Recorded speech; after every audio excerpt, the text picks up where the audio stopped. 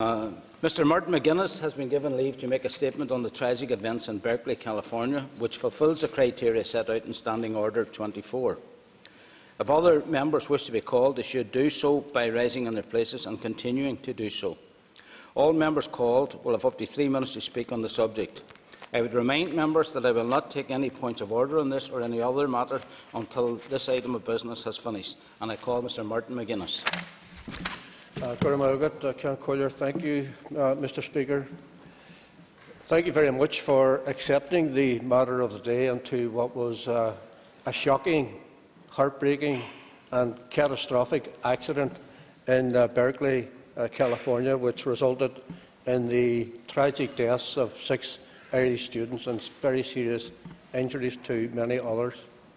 Ireland and the United States of America have enjoyed an unbreakable bond going back many centuries, and Ireland and Berkeley enjoy a special bond as the city is named after the Anglo-Irish Bishop of Cloyne, George Berkeley, who was also, for a period, the Dean of Derry. Our hearts, thoughts, prayers, condolences and sympathy go out to the families of Olivia Burke and her cousin Ashley Donoghue, who actually lived in California, Owen Culligan, Nikolai Schuster, Lorcan Miller and Emer Walsh. This has been a shocking experience for their families, and indeed there is deep sadness all over the island of Ireland at the loss of these beautiful young people. And of course we also send our best wishes for a speedy recovery to Clodagh Cochley, Aoife Berry, Niall Murray, Hannah Waters, Sean Fahy, Jack Halpin and Conor Flynn. They are all aged between 20 and 22 and are all from Dublin, with the exception of one student who is from Donegal. I think the Taoiseach summed it up correctly whenever he said that when we look at the photographs of these young people, it was like looking at photographs of our own children. That's how raw all of this is for all of us on the island of Ireland.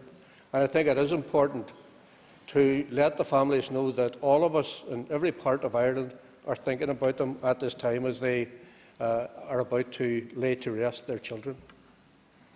I think it's also important to record our deep appreciation and gratitude for the leadership shown by the Mayor of Berkeley, Tom Bates, all the emergency services and the citizens of Berkeley.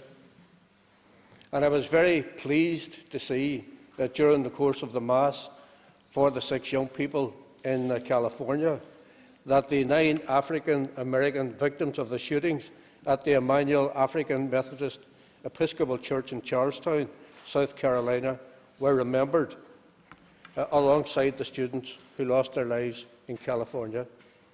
It is a small world and there is a common humanity, and it was nice to see that at this time of terrible tragedy, both in South Carolina and California, that people were able to come together to remember the victims. Thank you. I call Mr Peter Weir. Thank you, Mr Speaker, and I join with others in the Chamber in expressing sympathy, particularly to the families after this terribly tragic event and the loss of 6 young lives. For all of us in this chamber, I suspect we've all lost loved ones, and it's probably particularly poignant for a lot of us as we emerge out of Father's Day. And many of us have seen family members and experienced the pain of bereavement. But there is something particularly acute for any family where a parent has to go and bury their child. For some reason, it is not simply the issue of the bereavement itself, but in many ways it seems to go against the natural order of things when a child dies ahead of their parent. And so we can only imagine the level of grief that is there amongst the 6 families. Similarly, I think what has exacerbated this situation is that at the time of this dreadful accident, those children were so far away. Again, for all of us, we have relatives and friends who have gone on holiday, gone on gap years, gone to study, gone to work abroad. And for most of us, we don't have to face the tragedy that when that tearful departure happens at the airport, that is the last time we see those people alive. And I think the tragedy is there's an even greater focus as a result of that, because it brings to the family a sense of helplessness, And one can only imagine the pain and frustration of families as they endure that long flight to America, not being able to even sort of see their loved ones at that stage.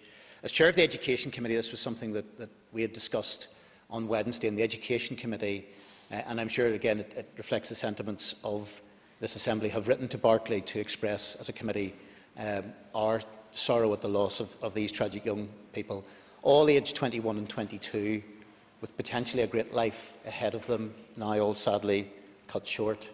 It is also right today that the other very major tragic event of last week in America, that we also recognise the appalling events in Charleston of South Carolina, the murderous events where someone motivated by racism murdered 9 innocent people in their church, and some of the expressions of forgiveness and love which have come from members of those churches are truly heartbreaking. So I think this is a day in which we will unite to acknowledge both those tragedies, to stand with, indeed, those who are injured and hope that they will make a good recovery, but to send out a clear message of sympathy, particularly to the families, because above all else, this is a human tragedy, and it is one that we have every sympathy for the families with. And Councillor Murchin and Muilleoir.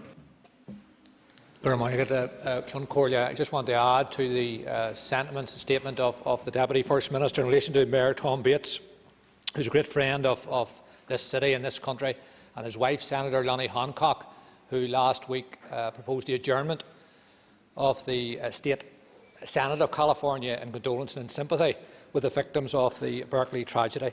I wanted to put that on record. We enjoy a great bond with Berkeley.